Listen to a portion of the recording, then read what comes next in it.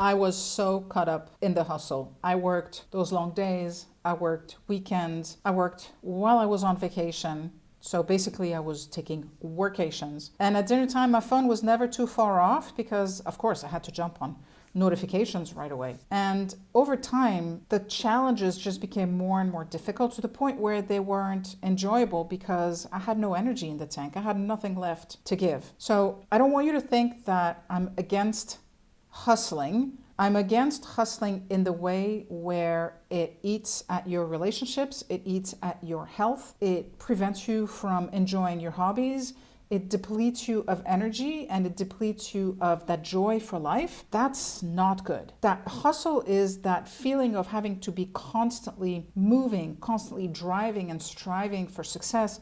But it forgets to take into account the fact that you are a whole other person. You have a whole other life outside of your career, and not having that harmony between the hours you spend at work and the hours that you spend on your life is a recipe for burnout and is a recipe for stress. The fallout of that is that when we immerse ourselves in that relentless pursuit of things that are outside of ourselves, like that career achievement, like the financial success, like in some cases, societal recognition, a hustle takes on many different ways. We often prioritize those things at the expense of our own well-being, at the expense of our relationships. How many high-achieving women do you know who have basically no life outside of work? They don't make time for themselves. They don't sleep well. They don't necessarily eat well. They haven't been to a Little League game in forever. They haven't been to a recital. Date night with their significant others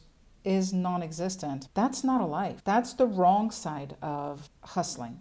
It's important to have that balance, because the things that we say, I can do later, or the things that seem frivolous are the things that make us come alive. They're the things that bring joy in our life, so that when we are in those moments where we're hustling, we're able to sustain that in a way that is healthier, because we know we have other things to fall back on that are going to help to revitalize us, that are going to help to recharge us. And that gives us the stamina that we need for those moments of peak, let's say peak hustle time, right? When we have a presentation coming up, when we have a meeting, a key meeting with a client, those are the moments when, you know what, hustle away, because those are important moments. But hustling 24/7, to me, doesn't really make any sense. And sometimes we hustle because we're disconnected from our values and from the things that bring us joy and from our purpose. So I don't know if you've ever been in a situation where you say, you wake up in the morning, you're like,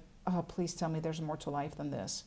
I was there. I can't tell you how many times. Or how many times I wrote on my Facebook wall, can I have a do-over? I always wanted to have a do-over because I felt like time was running away from me and I needed to hustle to be able to catch up. But what that did was actually the complete opposite. It left me feeling harried and stressed out, and I ended up burnt out. So what can you do? To begin with, 3 very simple things that are pretty easy to put in play. First of all, start prioritizing yourself and go in. It's time to introspect. Time for you to redefine what your core values are and bring those front and center, and understand what brings you joy and fulfillment, because you want to bring those things back in to sustain you in those times of hustle. Because when you're able to do that and you're able to lessen the feeling of hecticness, I don't know if that's a word, of hecticness that comes from always hustling, you feel like you get back a sense of control, a sense of purpose, and you really reconnect with the things that truly matter to you. Number 2 is set some non-negotiable boundaries. I had boundaries, but I overlooked them all the time, and that doesn't do anybody any good. You have to create that space where you can enjoy yourself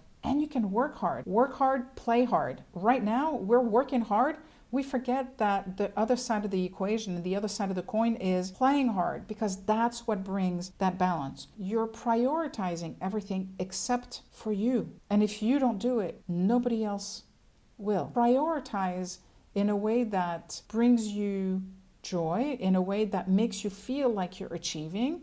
It makes you feel like you're successful. And the more you can bring some of those elements of joy and happiness and fun things to do outside, relationships, your own well-being, the more you're going to be able to see that not only can you withstand the hustle and can you hustle better when you have to, but you put yourself in a position where you can show up better, you achieve more. And what does that mean?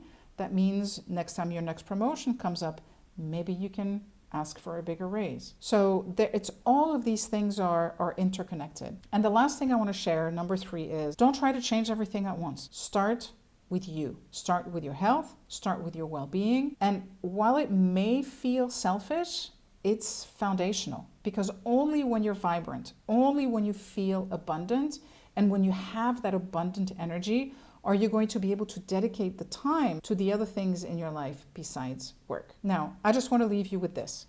Your success is not only defined by whatever external achievement you succeed in, but also by how fulfilled you are and how big of a sense of purpose you feel you have as you go through your day. When you align your actions with your values, when you prioritize your self-care, when you foster meaningful and nurturing connections, what you're going to find is that you can have a healthier, more balanced approach to success and finally reclaim a sense of fulfillment in your lives.